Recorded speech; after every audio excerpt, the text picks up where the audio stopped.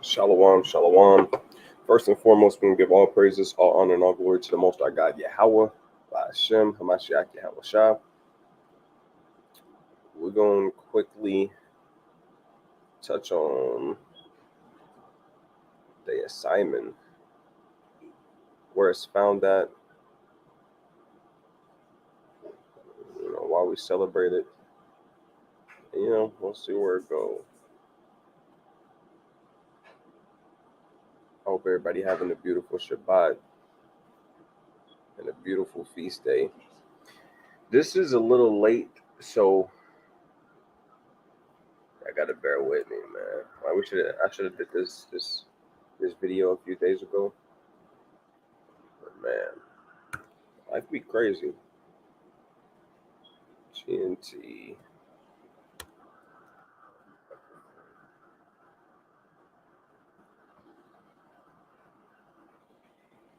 My head is hurting, so I'm gonna have to bear with me. We got Shawab Awar, Shalom King. Shalom.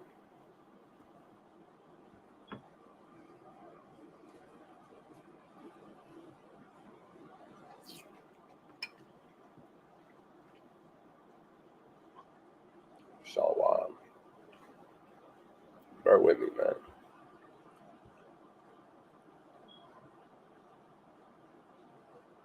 Bless. Shalom King. From Egypt to Israel, Shalom.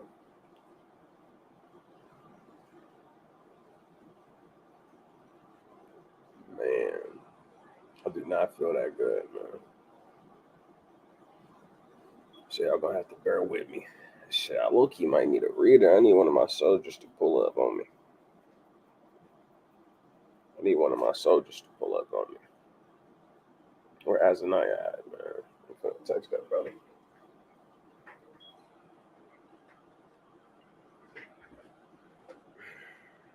I'm gonna call that brother. See if he's being wicked or not.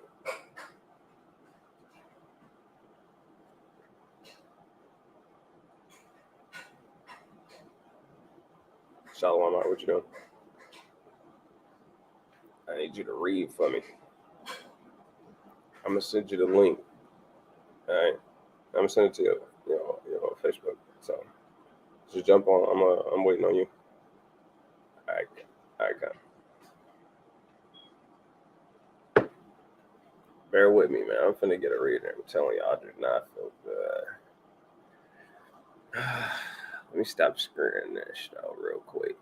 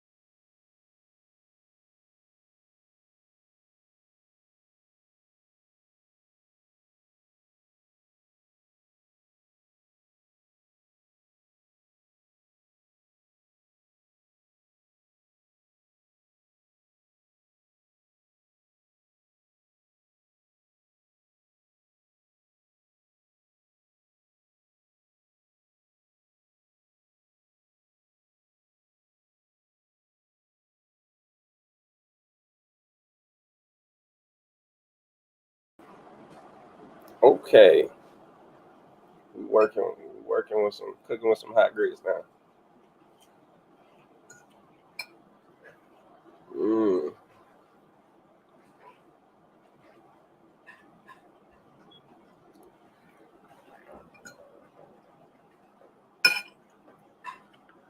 1 minute, bro. With me, bro. We waiting for the brothers to get on. I'm gonna have them read for me. I want to read it in the Apocrypha. Excuse me, the GNT in the Apocrypha. We're going to be in like chapter 13.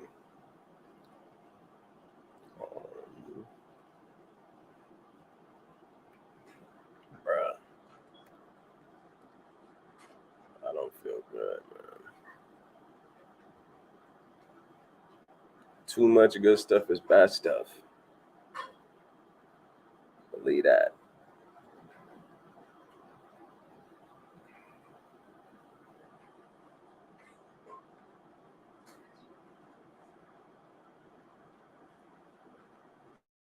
Man, we're probably just going to read the whole chapter.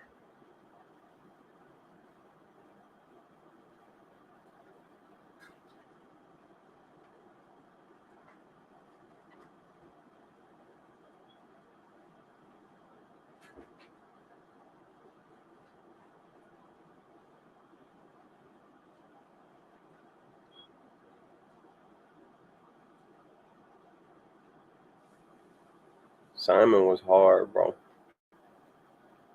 He was fire. He was hot.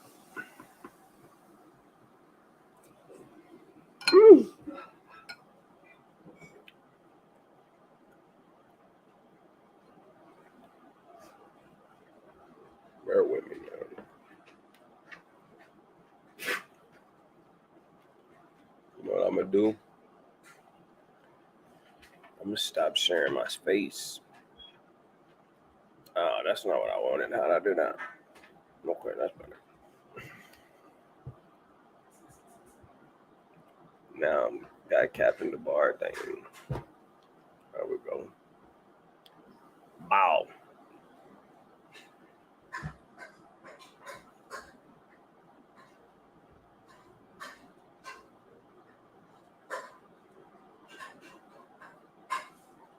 Kind. Bear with me, man. We're just waiting on the brother to jump in there.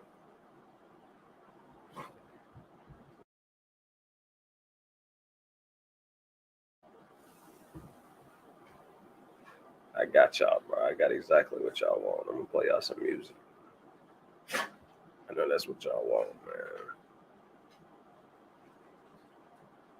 man. Y'all like that lo-fi? That night driving.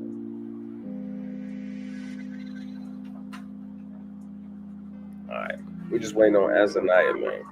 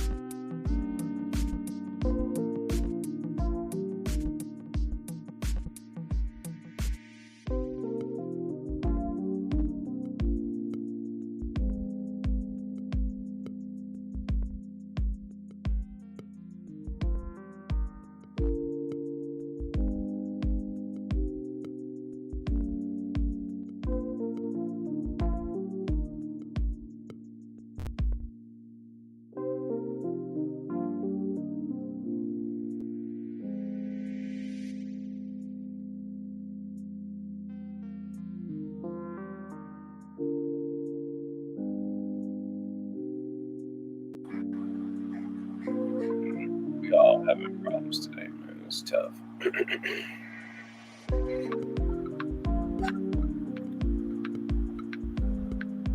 I like the music, bro. It's hot. You know what, man? I'm gonna just pause it. Let's get it cracking, man. Let's get it cracking. We're finna muscle up.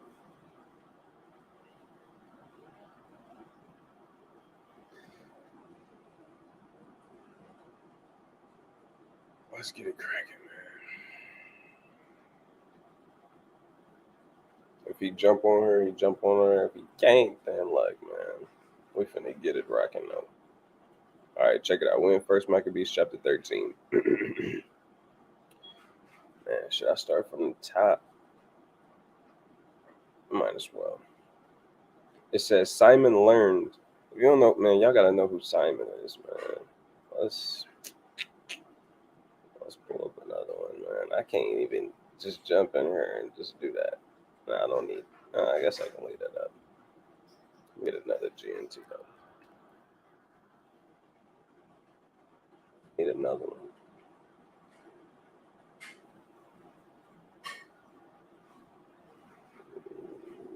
First Maccabees, what is it? 2 and 5, probably. Check this out.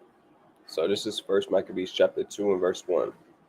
It says, during that time, a priest of the Jehoiarib family named Mattathias, who was the son of John and the grandson of Simeon, moved from Jerusalem and settled in Modin.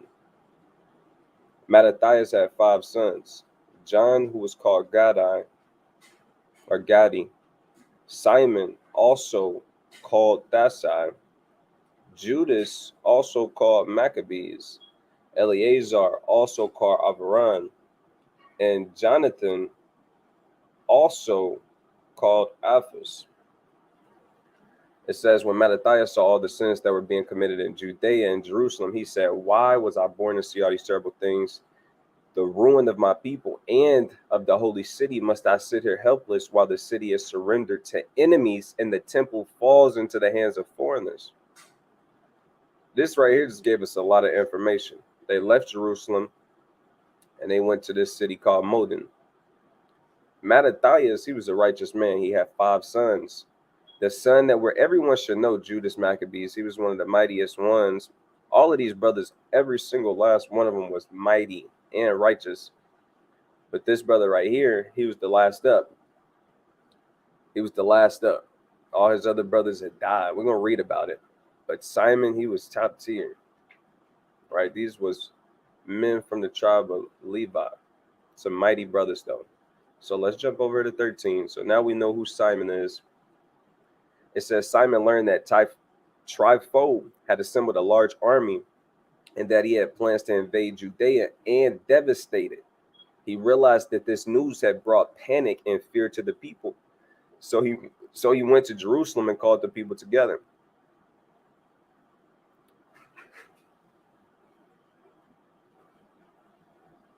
God. I was checking to see if the brother was on the panel yet. I should be able to hear. Oh, there it goes. See that? Look at him, bro. Look at him. What? I feel better already. What? Just seeing you, bro. I feel better already. Oh, okay. Con. Yeah, Salaki. You all that? You was actually moving pretty fast, bro. I called you on the drop of a dime and you was ready. Oh. Well, I was trying to be quick. Yeah, you was. All right. We in First Maccabees 13. I probably read one verse, bro. You quick on it.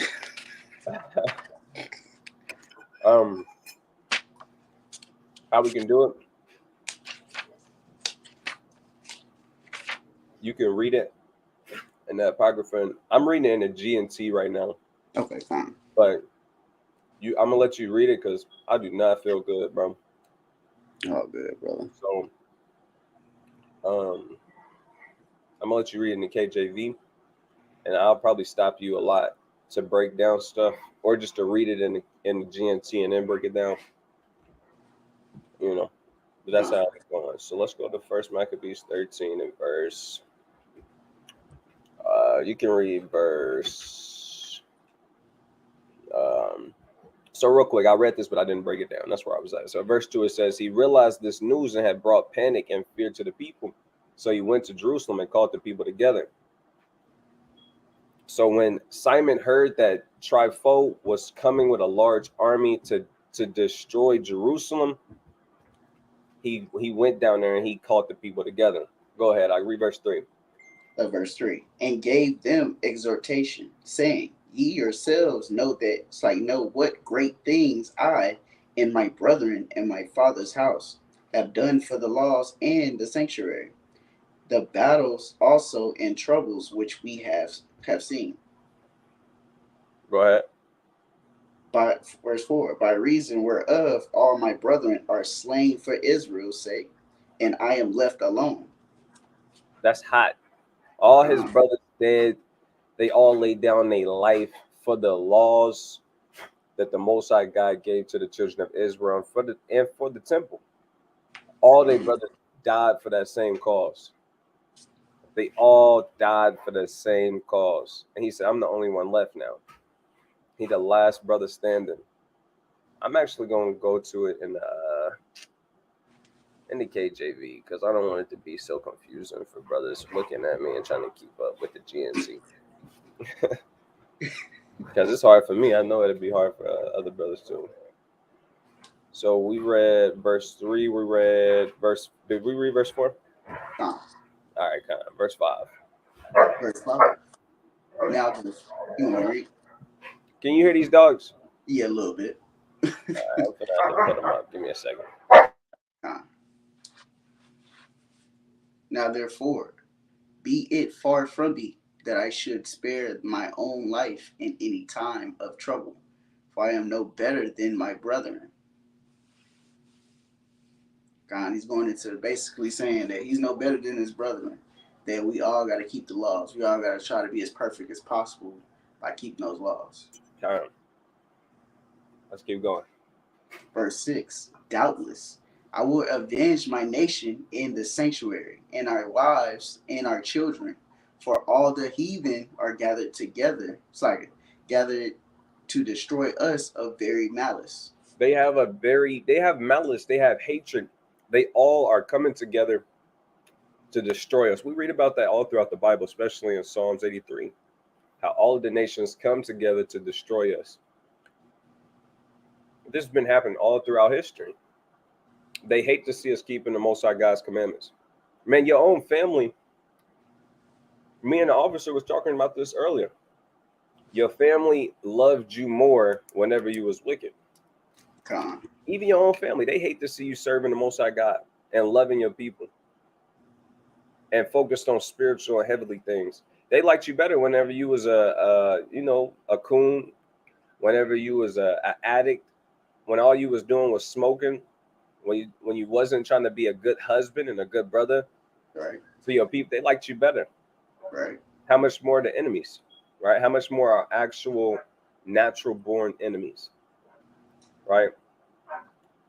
But he said, I'm going to avenge my nation. I'm going to avenge the sanctuary, our wives, our children. We're going to go destroy all of them because they trying to destroy us. Let's keep reading. Verse 7. Now, as soon as the people heard these words, it's like their spirit revived it. That's hot. As soon as he spoke so valiantly and mighty, everybody's spirit revived because they heard. Everybody was scared. Everybody had a spirit of fear and doubt on them as soon as they heard that a great army was coming. But then you had another brother. He showed himself to be mighty, just like the rest of his brothers. Their spirit revived when they heard him speak. He literally spoke. This is a precept I need to start bringing out. That's what it is. Whenever we go out there to the highways and byways and you teach people, you'll see brothers' spirit revive, man. Come back to life, you know. Let's keep reading them. Demon exorcism. Say it again. A demon exorcism. Verse 8. And they answered with a loud voice, saying, Thou shalt be our leader instead of Judas and Jonathan, thy brother. Right. Come on. Fight thou our battles, and whatsoever thou commandest us, that we will. It's like that we. It's like that will we do. Khan. So they saying whatever you tell us to do, we'll do it. Just be our leader. Verse 10. Verse 10. So then he gathered together all the men of war and made hassle to finish the walls of Jerusalem, and he fortified it around about. Right. So they got a whole army approaching them. He got the men of war together. He made haste to finish the walls of Jerusalem, and he fortified it. He getting ready. He bracing for this war. Right. Let's go. Verse 11. Also he sent Jonathan the son the son of Absalom, and with him a great power to Joppe, who casting out them that were therein remained therein in it. It's like, Khan. He said, and he sent Jonathan the son of Absalom, and with him a great power to Joppa. Now everybody should know where Joppa is. It's close to the strip of Gaza, or what? Gaza. There we go. Let's see. Gaza. Not that's Gaza. Gaza Strip. Let's get an image real quick, because you got to kind of, if it hit more when you kind of can know where these places is at. So the strip of Gaza is important to know, right? We always was dealing with this place. I want a better one. Let's see what we got. Let's see what we got. I want a better map, man. This might be good. Let's see. I don't like how it's worded. So here, Gaza, Joppa. They got it spelled different, but this is Joppa.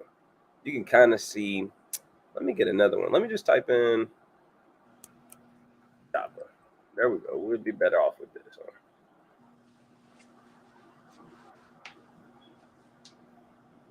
This one is dry, bro. Give me a good map. They dry.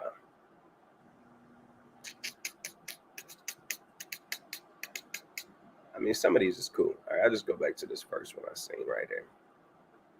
So check it out. You got Jerusalem. You got Joppa. This whole strip was, man, you got to be tapped in with the law. So we took this from the Canaanites, obviously, but this was still, it was still a remnant of Canaanites who was even in this place. You know, whenever we took it, he said he left a remnant there to prove us. We were supposed to utterly destroy everybody. I'm kind of jumping further back in history, like back, like in the time of Joshua, right? But these places is important. So you got Joppa, you got what else you got over here? You got Ashkelon, you got I think Tyre and Sidon is up here. Then you got Gaza. And these places is well-known places in the scriptures. Like if you type in these places, you're gonna see that they're throughout the scriptures a lot. Right. I wanna get that because it's gonna talk about Gaza. It's important. It's important to know kind of a little bit because we're gonna read about it. See, like here we go. You got Jerusalem, but now they ain't even got the other place. But you got the Gaza. You got Gaza. They call it the Gaza Strip because it was like a bunch of like states of the Philistines. You see, look, it even tell you right here the Philistine states. You got Gaza, Ashkelon, Ashdod, Joppa. You got different places, but it's important to know what they were doing in these places. These places were on the shore. I think they call it maritimes. But they did a lot of like Tyre and Sidon in the scriptures is known for its commerce and its trading and its buying and its selling. Like Nehemiah, he came and I believe it was Jerusalem, but the gates were open and they was buying and selling. And Nehemiah dug in the ass because the the people from Tyre and Zidon, they would come down and they would come buy, sell, and trade on the Sabbath. And Nehemiah got on the ass. That's what they was known for. That's what I'm trying to say. They was known for that. So you're gonna see. We're gonna read more about Joppa. So he sent people to Joppa to get people out of it. Right? You know, that's our stuff. He had to, I mean, this is in the kingdom, the land of Judah. Right? But I'm kind of diving a little too deep. We're gonna touch on it. We're gonna touch on it some more. But the point is, you got to know where these places is. You see how close it is to Jerusalem. You know, you see how close it is to Jerusalem. You got Gaza right there. You see Joppa is kind of far, but he had to send people out there to get them people out of there, man. Facts. Let's keep reading them. Verse 12. So Tryphon removed from Ptolemy. Ptolemy with a great power to invade the land of Judea. And Jonathan was with him inward. Mm-hmm. But Simon pitched his tents at Adida, Mm-hmm. over against the plain. Keep going. Now, when Tryphon knew that Simon was risen up instead of his brother, Jonathan, and met to join battle with him, then he sent messengers unto him, saying, whereas we have Jonathan, thy brother, and hold, it is for money that he is owing unto the king's treasure, concerning the business that was committed unto him. Right. Let's keep reading. Wherefore now send 100 talents of silver and 2 of his sons for hostages, that when he is at liberty, he may not revolt from us, and we will let him go. Let's read another verse. Verse 10. Hereupon Simon, albeit he perceived that they spake deceitfully unto him, yet sent he the money and the children, lest peradventure he should procure to himself great hatred of the people. Kind. So I'm gonna break some of this down because this is a lot of information. So boom, Tryphon, he coming to make war against the Israelites.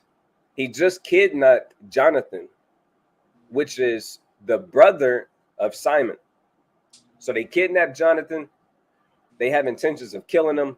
But you know, whenever you take people, you can, he's like, when it comes to war, when you take hostages, you got to play. You can make things happen. You can do certain things. You got power.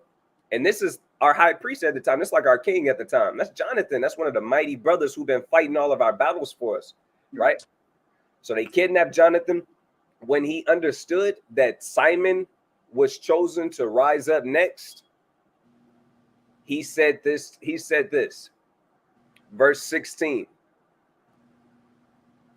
Wherefore, I got it. It says, wherefore now send 100 talents of silver and 2 of his sons for hostages, that when he is at liberty, he may not revolt against us, and we will let him go.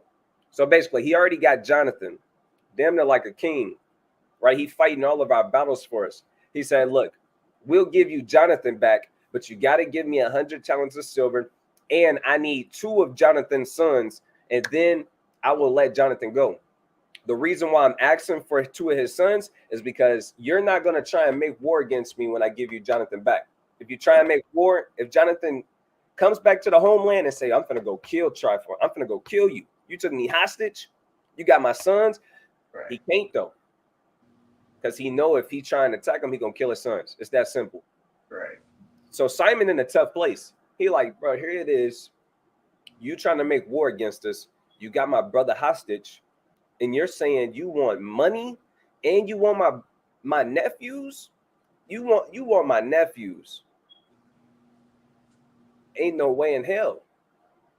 He's in a tough situation, though, because look, let's read. I'm going to read verse 17 again. It says, hereupon Simon, albeit he perceived that they spake deceitfully unto him, yet sent, it says, he perceived that they were speaking deceitfully. But he sent the money and the children anyways. It says, lest peradventure he should procure to himself great hatred of the people.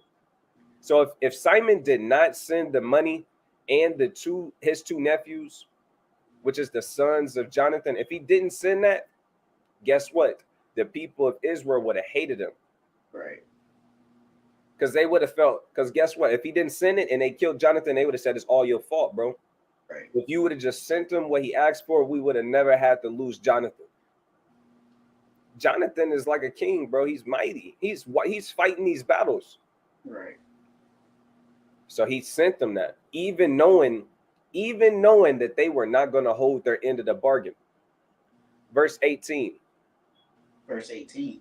Who might have said, because I sent him not the money and the children, therefore is Jonathan dead? That's what the children of Israel are saying. If he did not send the request, they would end up saying, look, it's your fault that Jonathan is dead because you didn't send him the money and you didn't send him the kids. Let's keep going. Verse 19. So he sent them the children and the 100 talents. Howbeit, Tryphon disassembled it. Neither would he let Jonathan go. Right. Verse 20. And after this came Tryphon to invade the land and destroy it, going round about by the way that leadeth unto Adora. But Simon and his hosts marched against him in every place, wheresoever. Right. So he took the kids and he took the money and he did not let Jonathan go. Right. Instead, he started marching even closer to try and take down the fort, to try and take down Jerusalem. But now you got Simon sending troops. No matter where he go, the army is right there next to him. We meeting you face to face. If you're gonna come in there, you're gonna have to get through us. Right? Verse 21. Verse 21.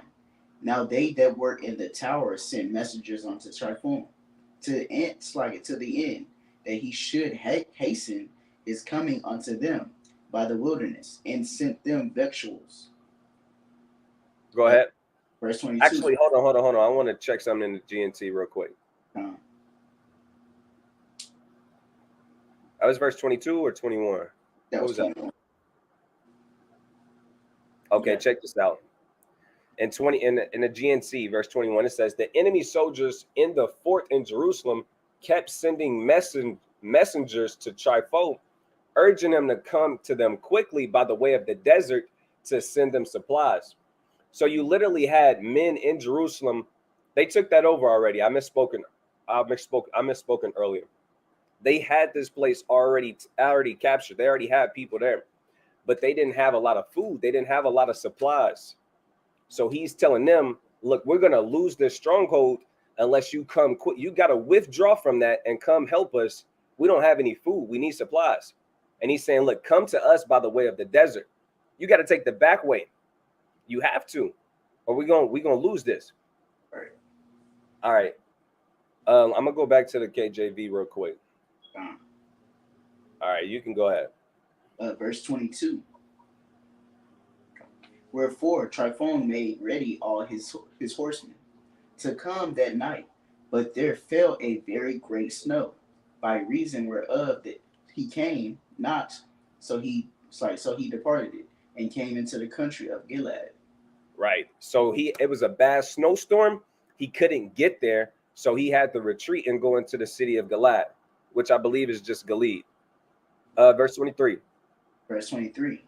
And when he came near to Bascama, he slew Jonathan, who was buried there. Right. So they end up just killing Jonathan. It don't give you the details on why he killed him there, but it's probably just a headache having to keep up with him. Just knocked him off. All right. Go ahead. Verse 24. Afterward, Tryphon returned and went into his own land. So he withdrew. They probably didn't have enough resources and means to keep going right now. But let's keep going. That's probably why he killed him. Just like, shit, man, I can't really make no moves. I gotta withdraw. I'm gonna go ahead and kill him now. We're gonna keep doing it. We're gonna set this up later. Let's keep reading though. Verse 25. Then sent Simon and took the bones of Jonathan his brother and buried them in the Moden, the city of his fathers. Right. So they wouldn't retrieve Jonathan's bones and bury them next to his fathers. Come on. And all Israel made great lamentation for him and bewailed him many days. Why? Because he was a mighty man. Everybody was sad to see Jonathan go. Right. Read. Simon also built a monument upon the sepulchre, and his father and his brethren, and raised it aloft to the site with hewn stone, behind and before. Right. Verse 28. Moreover, he set up seven pyramids, one against another, for his father and his mother and his four brethren. Right. So he building there. You know, you got gravestones, just like at a cemetery. You got gravestones and monuments, so you'll know where bodies at, and it might have how long they lived, when they died. It might even have a wise saying. It might even tell you a quick description on how valiant he was in his mighty acts. But he said he set that thing up. He made it. He built a big monument for their grave, for their sepulcher. It says, and with a hewn stone behind and before it. So it was huge. It says not only that, he put seven pyramids one against another for his mother, his father, and his four brethren. And he made one more for himself for when he died. I'm led to believe that, right? Verse 29, it gets even crazier though. He hot. Verse 29. And in these he made cunning devices, about the which he set great pillars, and upon the pillars he made all their armor for a perpetual memory. And by the armor ships carved it, that they might be seen of all that sail on the sea. So these monuments were so big, whenever you in your boats by the sea, you can see it. That's how huge it was. And he engraved certain things to acclimate. I don't know if that's the word I want to use to describe his brothers. You know, he got this for the brother Judas Maccabees. He probably got a warlike hammer and his armor and what he wore, the things that they was known for, and the battles that they fought and where they fought them at, and the victories they got. Right in the GNT, I think it says something like that. Let me read it real quick though. Real quick. This is just fire to me how you do this for your brothers. Like, that's hot. All right, it says, for the pyramids, he created a setting of tall columns on which side there were carvings. Some of these carvings were of suits of armor, and some were of ships. It was a monument to their victories, which travelers from overseas could visit. Okay, there we go. Maybe you couldn't see it from the waters. The GNT break it down like this. People could come from overseas and they'd see these valiant victories and these monuments that he made for his brothers, right? All right. I wanted it to be seen from the sea, didn't I? God. That shit hard. I'm like, God damn. The KJV worded like that for sure, though. All right, let's get back to it though. Where we was at? 29. All right, let's read 30. We gotta get to the. I'm trying to get to the good part, man. Hot. All right, let's keep going. Verse 30. This is the sepulchre which he made at Modin, and it standeth yet unto this day. Verse 31. Now Tryphon dealt deceitfully with the young king Antiochus and slew him. Right, so he was just altogether nasty and wicked. He went and knocked off, I believe that's like Antiochus the Sixth. It's so many Antiochus. That's like a name that a lot of people was using because they had a whole dynasty. They had a whole, you know, that's one of the hard parts about reading the book of Maccabees. Right. You have a lot of people with the same name, and you have a lot of people dying, and then turn around, there's somebody else with the same name. His son got the same name. It's just hard to keep up with all of the information. Like, you got to really dive into the history. Like, if you just read Maccabees, you're not really going to fully be able to connect all the dots because there's so much history. It's so much stuff going on, bro. In this short time period, it's a lot going on. It's a lot of backdooring. It's a lot of robbery. It's a lot of deceitfulness. It's a lot of lust for wealth, power. It's a lot of that, bro. It's a lot of that, bro. Let's keep reading though. Verse 32. And he reigned in his stead and crowned himself king of Asia, and brought a great calamity upon the land. Come on. Then Simon built up the strongholds in Judea and fenced them about with high towers and great walls and gates and bars, and laid up victuals therein. Right. 34. Moreover, Simon chose men and sent to King Demetrius to the end he should give the land in immunity, because all that Tryphon did was to spoil. Right. So Simon is building up Judea and Jerusalem after they withdraw from making war with him. On top of that, he sends ambassadors to King Demetrius so he could get immunity from the taxes that was. So we was under tribute. We had the Greeks giving us hell, bro. The Greeks was giving us hell, mind you. Alexander the Great, we already know he was one of the prime dudes when it comes to the Greek, the kingdom of the Grecians, right? Right. But when he died, he had 4 generals, and they parted their kingdom out. You got Ptolemy, you got Seleucus, you got Lysimachus, you got Cassander. It's a lot of information in there. But mind you, these different people, these different generals was trying to capture Jerusalem. Ptolemy, you got Seleucus, you got different people. They was warring against each other, even on top of that, for control of power. Right? So they was going against each other, and we in between all of that, and they warring against us. It's a lot going on. So he hey, can we get, he just sent, what, I'm not going to get too deep because it's a lot of information, but the main thing you need to know, he's just trying to relieve his people from all of the stuff that Tryphon was doing. Right? So let's go to verse 35. Verse 35. Unto whom King Demetrius answered and wrote after this manner. King Demetrius unto Simon, the high priest and friend of kings, as also unto the elders and nation of the Jews. Go ahead. Send greetings. He said, keep going. Yep. 37. The golden crown and the scarlet robe, which ye sent unto us, we have received, and we are ready to make a steadfast peace with you. Yeah, and to write unto our officers to confirm the immunities which we have granted. Verse 38. And whatsoever covenant we have made with you shall stand, and the strongholds which ye have built, which have built, shall be your own. Keep going. Yes, sir. 39. As for any other as for any oversight or fault committed it unto this day, we forgive it, and the crown tax also, which ye owe us. And if there were any other tribute paid in Jerusalem, it shall no more be paid. Check this out. So we sent ambassadors to go talk to King Demetrius, and he said, look, this is what he wrote on this wall. This is what he told him. All of that stuff, we're going to relieve you of that. You don't got to worry about the crown tax, the tribute. We're gonna forgive you for all of that. You don't got to worry about none of that no more. We good. Basically, I'm not going to get too deep. Basically, he just give them the all clear. You good. Don't even worry about it. We understand it. You ain't got to worry about it. I'm going to read verse 40. It says, and look who are meet among you to be in our court.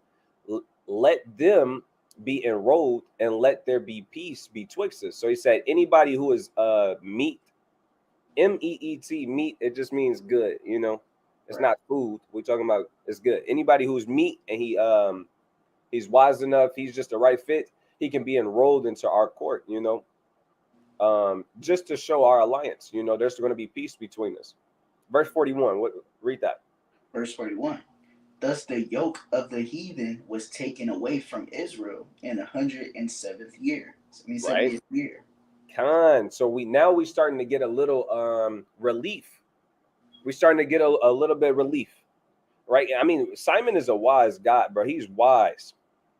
He's wise. He on point. He really wise, man. Let's keep reading though. Verse 42. Then the people of Israel began to write in their instruments and contracts, in the first year of Simon the high priest, the governor and leader of the Jews. For everybody, the children of Israel, it says the people of Israel begin to write in their instruments and contracts. They was acknowledging Simon as the high priest. Simon the high priest was known as the just one. Like if you go into it on Google, even the Jewish scholars, like in the Mishnah and the Talmud, how they refer to Simon is top tier. They refer to him as the great high priest Simon. You're gonna see why he restored. I mean, he restored Jerusalem and Israel. You know, he hard, bro. I'm telling you, he mighty. But if you getting all the respect of the bro, anytime a king or a high priest is in that position of power, one of the most important things is how the people view you. Imagine a king ruling over a kingdom, but everybody, all of the commoners, everybody in that kingdom does not want him to be king. They don't like him. They hate him. That's not how it was with Simon. Everybody loved Simon. They was pleased to follow Simon. You don't remember what he said? He spoke greatly. Everybody wanted him to lead them. They wanted him to lead them into battles. They wanted to follow him wherever he went. He had the perfect background. His brothers was well approved. Simon was top tier, bro. He was the perfect candidate. There was no one better. He was literally chosen by the Most High God. It says, then the people of Israel began to write in their instruments and contracts in the first year of Simon the high priest, the governor and leader of the Jews. That's how they was dressing him. He's the governor. He's the high priest. He's the leader of all of the Israelites. That's hot. That's hot. They loved him. All right, 43 though. 43. Yes, sir. In those days, Simon camped against Gaza and besieged it round about. And he made also an engine of war and set it by the city and battered it a certain tower and took it. So he made his way down to Gaza. He besieged he besieged all of Gaza. He had a fat engine of war. He set it by the city and battered a certain tower and took it. So I believe that they broke in through this tower and let's see what the next verse say. Verse 44. And they that were in the engine leaped into the city, whereupon there was a great uproar in the city. He had this, I don't know exactly what this engine of war is. I don't know. But how it's worded, it sounds like they broke a certain tower, and men was able to leap into that tower and break loose. I mean, Israelite men of war were able to break through into the tower and cause hell. Sound like a rolling drill. A what? A rolling drill. You know, a rolling drill. Yeah, like a little drill in the front. Let me check it. How do you spell it? Do like rolling and then drill. Because they show it all the time. Okay. Nah, man. That ain't it. That ain't it. Let me type it in different. A rolling drill. Ancient. You know what? War engine.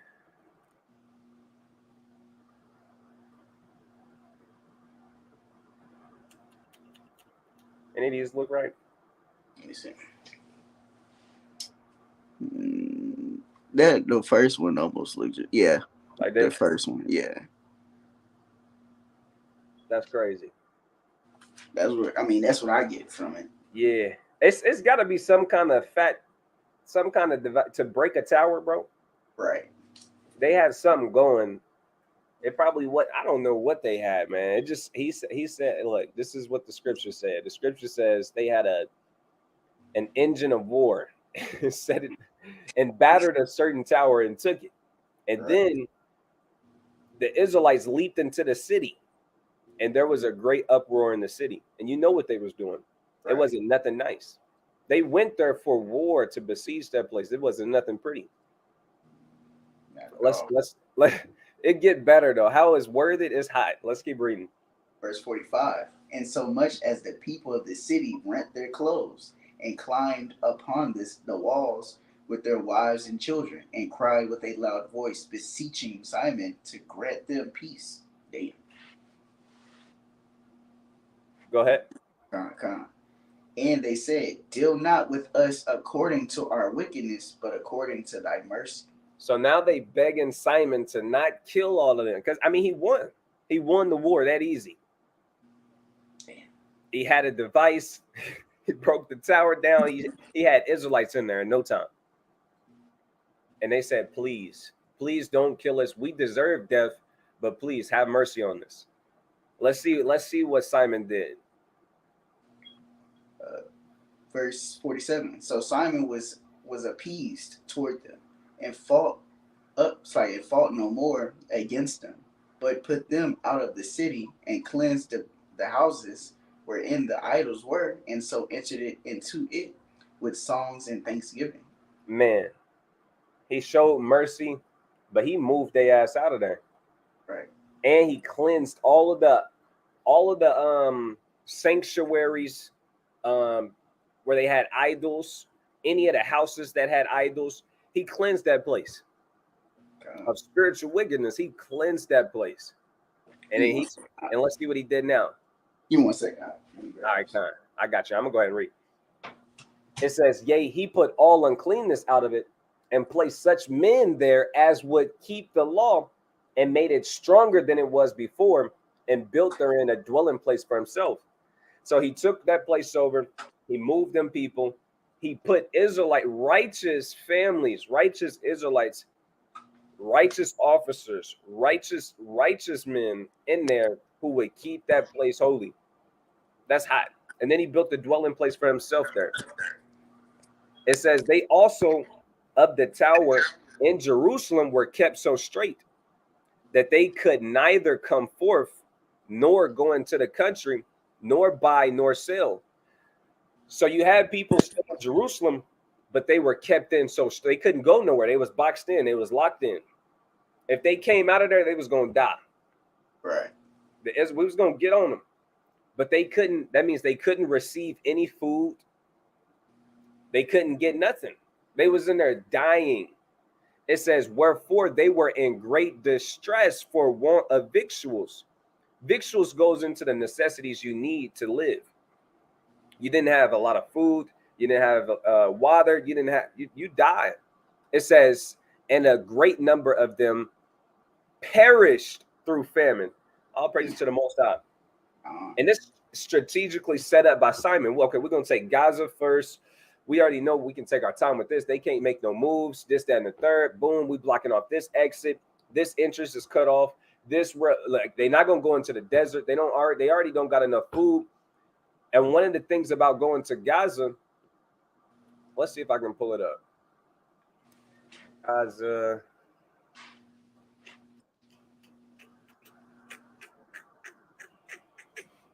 I want to see if I can. It says Gaza is also mentioned in the Hebrew Bible as the place where Samson was imprisoned and met his death. The prophets Amos, Zephaniah are believed to have prophesied that Gaza would be deserted. According to biblical accounts, Gaza fell to Israelite rule.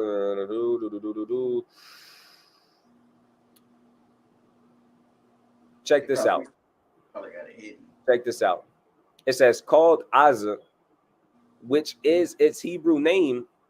They drop some precepts. It says strong, a city on the Mediterranean shore, remarkable for its early importance as the chief center of a great commercial traffic with Egypt. So Gaza, do I still got some pictures up? No. Check this out. Gaza. Oh, you know what I could do? I'm already right here. I could just go right here to images. I'm working harder right now. So check this out. Man, it's gonna take me to a whole website. Okay, never mind. So you got Gaza, you got this whole strip. It was known for doing commerce with Egypt. See how close they is? That's what they was known for. They was doing commerce. But he wouldn't shut that down. They couldn't get nothing going in Jerusalem. They had to give that up. The Typhoon, he been and got out of there. He left them there hanging. He left them there hanging. He left them there hanging. All right, verse 50. Verse 50. Verse 50. Then cried they to Simon, beseeching him to be at one with them, which thing he granted them. And when he had put them out from thence, he cleansed it. So he cleansed the tower from pollutions. Right, so he getting that place righteous again. Verse 51. And entered into it the 23rd day of the second month in the.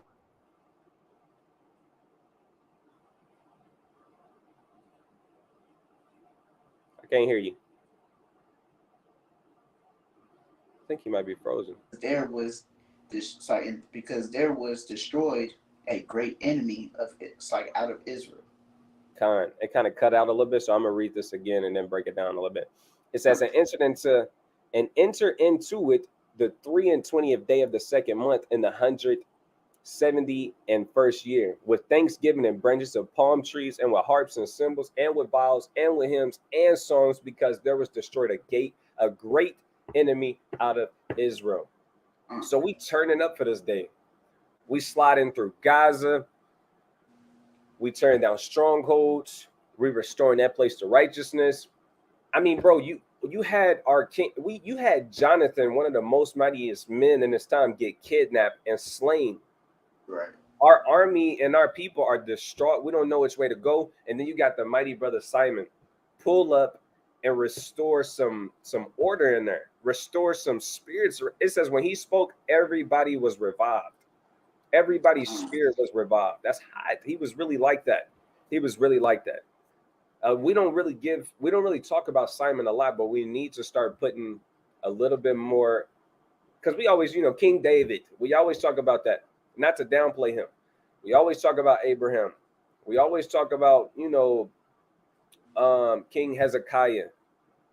We always mention we mention Daniel. We mention these brothers. We need to start getting in the habit of mentioning Simon. Judas Maccabee. We need to start mentioning these brothers because they fought wars. I mean, valiant wars, victories. I mean, upsets. You got people showing up with 160,000 men, and we out there with 15,000, and we putting them to flight. That's how strong these brothers was. That's how brilliant they was, and their hearts was on. It was on point with the Most High God. Anytime before a battle, they throwing up prayers and they mentioning the mighty valiant things that our forefathers did. And they did all of this for the law and for the testimony and for the temple of the Most High. They literally went and fought Israel battles. They wanted to do that, man. That was hot. But this is why we turn up. Jonathan, he got kidnapped and he got slain. Simon, he still protected us.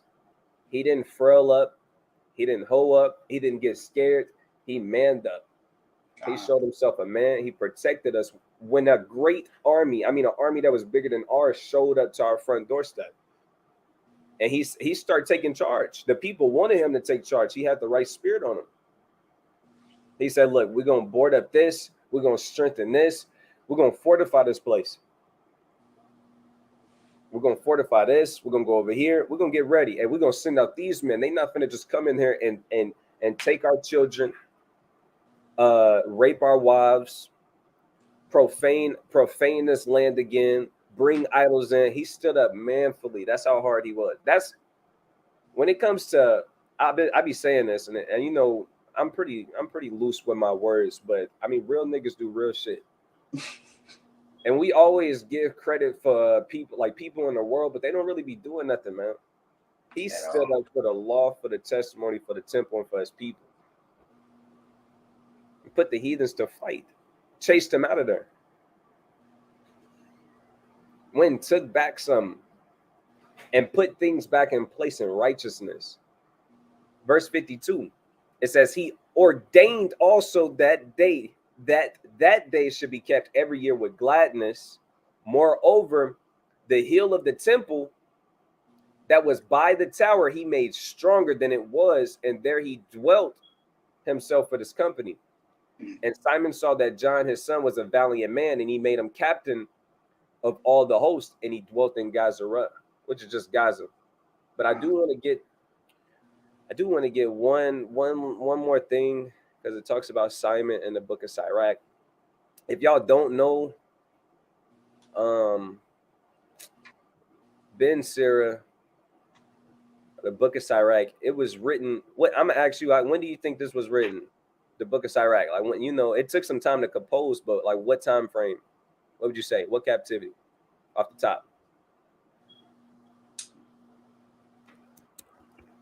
I didn't know for a long time.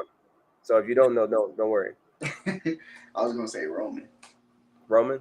That's not bad at all. It's really recent history. So around 70 AD. Close to it. That's a solid one. It's a little bit before that though, I believe. Um, check this out. Let's see. Ben Sarah, also known as Shimon ben Yeshua ben Eleazar ben Sirach, and it's just going into the book of Sirach, was a Hellenistic Jewish scribe.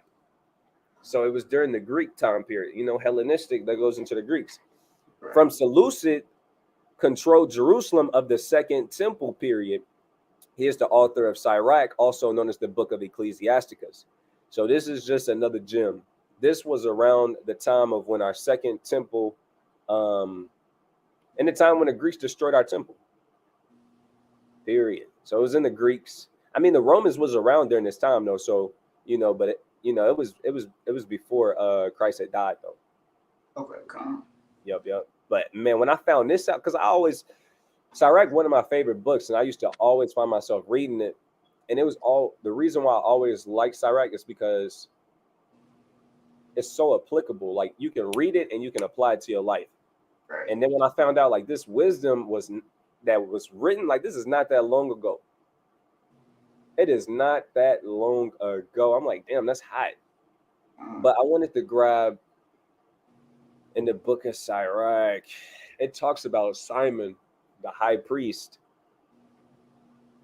I want to say it's chapter 45 or maybe 49. I might have to open up my Bible. Bear with me.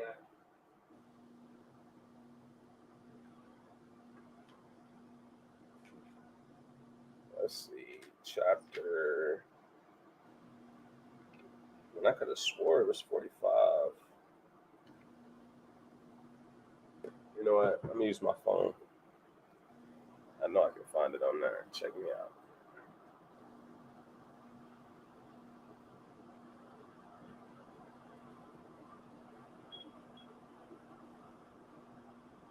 I didn't know Yashar was trying to get on. I mean, not Yashar, Nazar. He texted me and said he was trying to get on. I'm finna wrap it up, man. I'm sorry, bro. I didn't see your message. I might send him a leak anyway, though.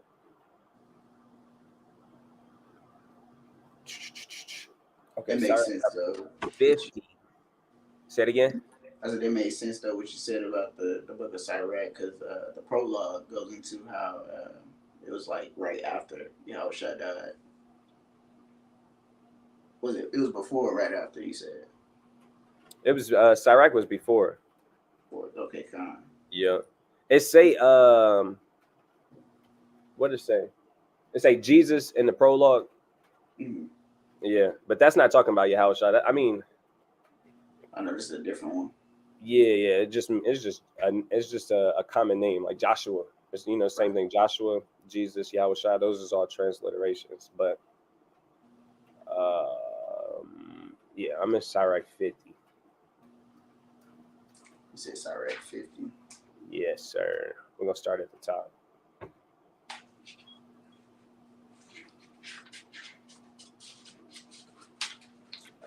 Sirach 50:1.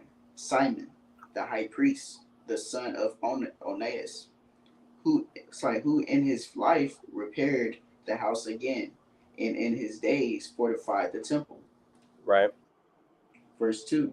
By him was built from the foundation the double height, the high fortress of the wall about the temple. Verse 3. In in his days the cistern to receive water, being encompassed as the sea, was covered with plates of brass. Verse 4. He took care of the temple that that. I got a little marker out. That it should not fall, and fortify the city against besieging. Keep going. Yes, sir. Verse 5. How was he honored in the midst of the people, in his coming out of the sanctuary? He was. Oh, go ahead. No, go ahead. It's just hot. He was as the morning star in the midst of a cloud, and as the moon at the full, as the sun shining upon the temple of the Most High, and as the rainbow giving light in the bright clouds. Verse 8, and as the flower of roses in the spring of the year, as lilies by the rivers of water, and as the branches of the frankincense tree in the time of summer. Verse 9, as fire and incense in the censer, Slakia, and as a vessel of beaten gold set with all manner of precious stones. Look at how he glorifying Simon. Uh, He got damn near a whole chapter talking about how mighty he was and how glorified he was and how all the people honored him. It said he was like the rainbow giving light in the bright clouds. Man. That's crazy. It said he was like the moon at full. That's hot, man. It said he was like the lilies by the water in springtime. Come on now, man. The frankincense in the time of summer. That's hot. They going hard on Simon. Let's keep going on. Verse 10, and as a fair olive tree budding forth fruit, and as a cypress tree which groweth up to the clouds. Verse 11, when he put on the robe of honor and was clothed with the perfect of glory, when he went up to the holy altar, he made the garment of holiness honorable. He made being a priest, a high priest, he made it honorable again, man. It said he was clothed with the perfection of glory. He put that thing on and he really deserved it. He looked good. He was the perfect candidate. He was one of the mightiest high priests. I mean, he was amazing, bro. He was top tier, man. All right, go ahead though. Verse 12, when he took the portions out of the priest's hands, he himself stood by the hearth of the altar, compassed with his brethren round about, as a young cedar in Lebanon, and as palm trees compassed they him round about. I'm going to read a little bit more. I don't know how much more I want to read, but verse 13, it says, so were all the sons of Aaron in their glory, and the oblations of the Lord in their hands before all the congregation of Israel. And finishing the service at the altar, that he might adorn the offering of the Most High Almighty, he stretched out his hand to the cup and poured of the blood of the grape. He poured out all at the foot of the altar a sweet smelling savor unto the Most High of all. Then shouted the sons of Aaron and sounded the silver trumpets and made a great noise to be heard for the remembrance of the Most High. That's hard, bro. Imagine the high priest pouring out the blood of the grape. All of the sons of Aaron, they sounded with the silver trumpets. That's one of the things that's the silver trumpets. That's important, right? You read about the silver trumpets in the law. That was one of the things. That was one of our customs. We would them silver trumpets that get passed down to each to the Levites who was over that office. It says, and they made a great noise to be heard, and it was for a remembrance before the Most High. That's hot, man. Imagine that, pouring out the blood of the grape. You got the Aaronites lined up in a perfect fashion, clothed in order, and just blowing them trumpets out to the Most High God for a remembrance. That's hot. It says, then all the people together hasted and fell down to the earth upon their faces to worship the Lord God Almighty, the Most High. And then everybody dropped down and bowed down and worshiped the Most High. And then look, the singers also sang praises with their voices. With great variety of sounds was there made sweet melody. You got our forefathers and foremothers popping out, man, making melodies and hymns and spiritual psalms, man, to the Most High God. You talk about harmony and harmonizing, man. I'm led to believe that this was the greatest music to ever be made. Oh yeah, the greatest music to ever be made. This was actually an office.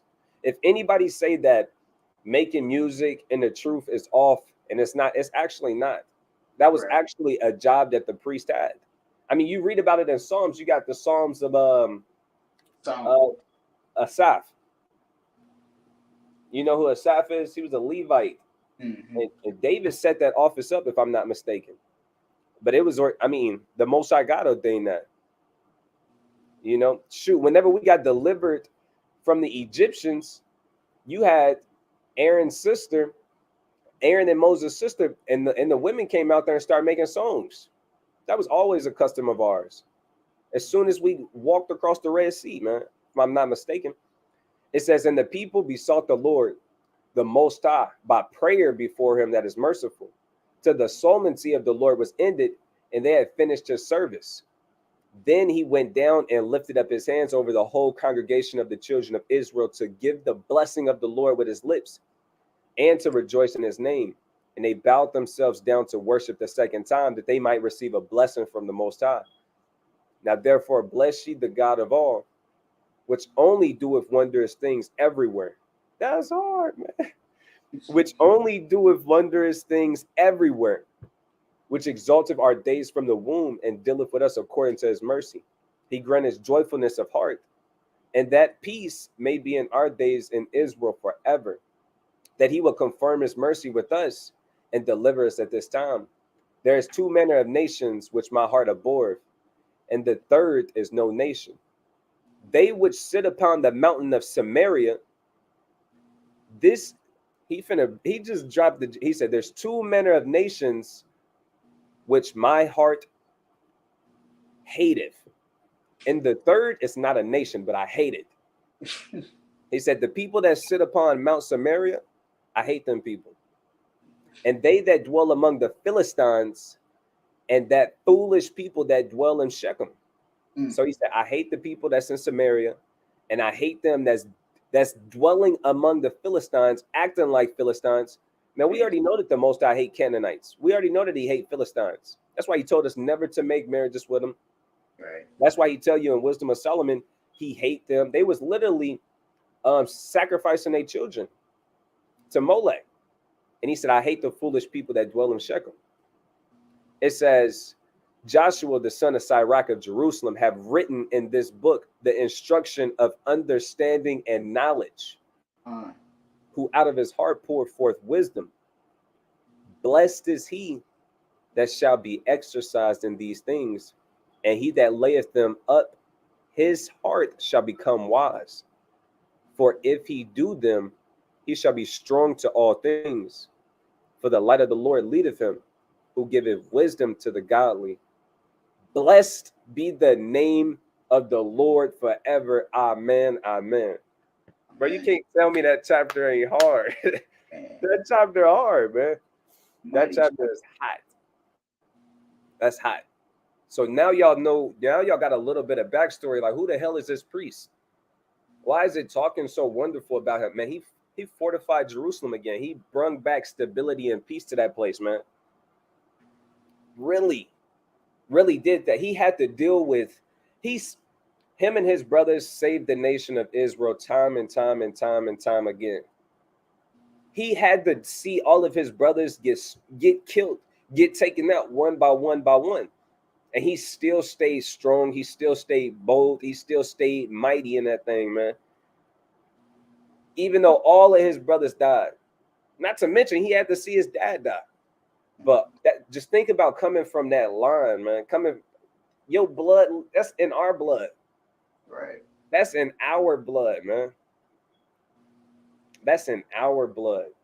Your father, Mattathias, mighty, he died. He killed the man for trying to offer pork on the altar. That's his dad. That's how his dad was rocking.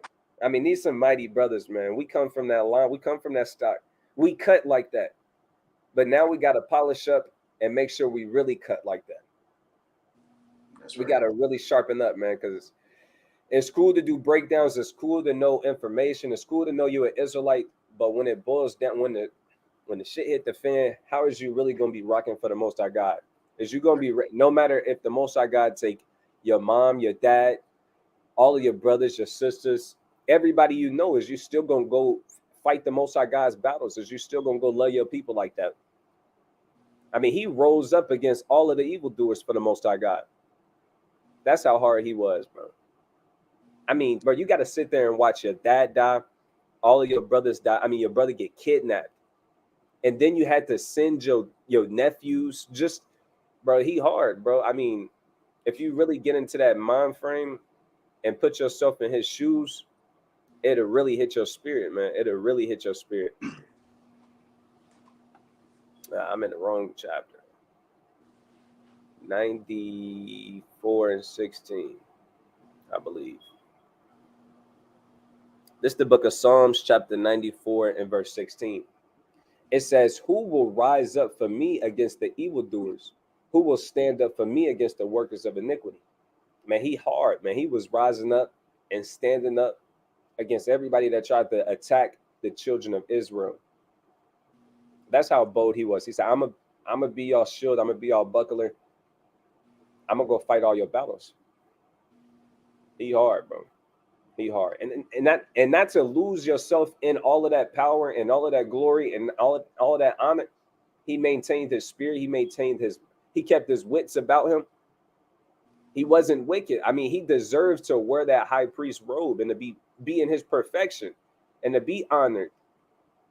He deserved that. It's hard for a man to actually deserve to be in that position and to be worthy of it, bro.